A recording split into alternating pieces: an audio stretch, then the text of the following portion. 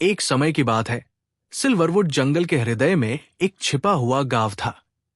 वहां एक नन्ही परी रहती थी जिसका नाम लायरा था।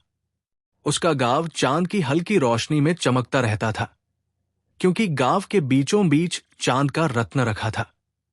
एक जादुई रत्न जो गांव को रोशनी और सुरक्षा देता था। लायरा शरारती थी लेकिन बहादुर भी। उसकी पंखों में चांदी जैसी चमक थी और दिल में जिज्ञासा भरी हुई थी। उसे जंगल के ऊपर उड़ना बहुत पसंद था, हवा की सरसराहट सुनना और रात के पक्षियों के गीतों का आनंद लेना। एक शाम जब गांव वाले चांद महोत्सव मनाने के लिए रत्न के पास जमा हुए, आकाश से एक छाया अचानक गिर पड़ी। एक चालाक और शक्तिशाली अंधेरी परी मॉवेन ने चांद का रत्न चुरा लिया। तुरंत ही गांव अंधकार में डूब गया। फूल मुरझा गए, नदियां फीकी पड़ गई और गांव वाले डर के मारे कांपने लगे।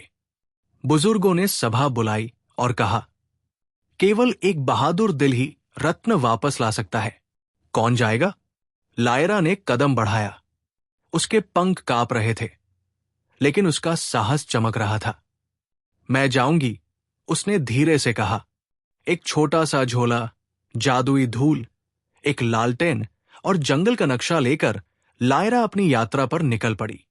वो फुसफुसाते पेड़ों के पार, बुलबुलाती नदियों के ऊपर और चमकती घाटियों के बीच उड़ती चली गई।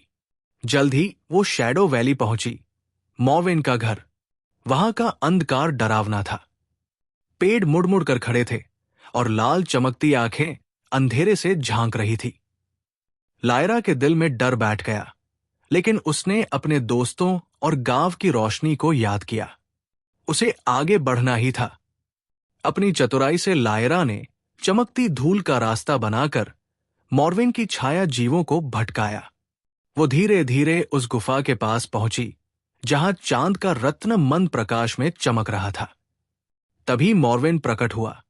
उसके पंख रात की तरह काले और आंखें दुष्टता से चमक रही थी। तुम मेरी दुनिया में आ कैसे सकती हो, छोटी परी? उसने फुफकारते हुए कहा। लायरा ने अपने सभी साहस को इकट्ठा किया। चांद का रत्न मेरे गांव का है, तुम इसे नहीं रख सकते, उसने कहा। मॉवेन हंसा और उस पर झपटा, लेकिन लायरा ने जादुई धूल का एक घेरा बनाकर खुद को सुरक्षित कर लिया। फिर उसने गांव के बुजुर्गों से सीखा हुआ पुराना परी मंत्र कहा।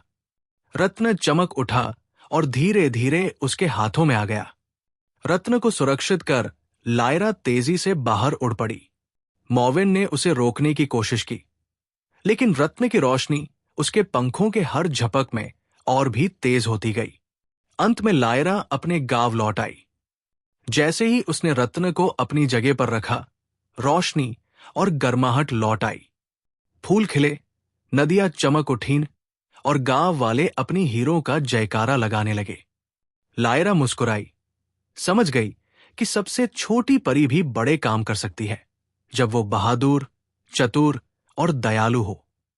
और हर रात जब चांद का रत्न धीरे धीरे चमकता, लायरा चांद के नीचे उड़ती।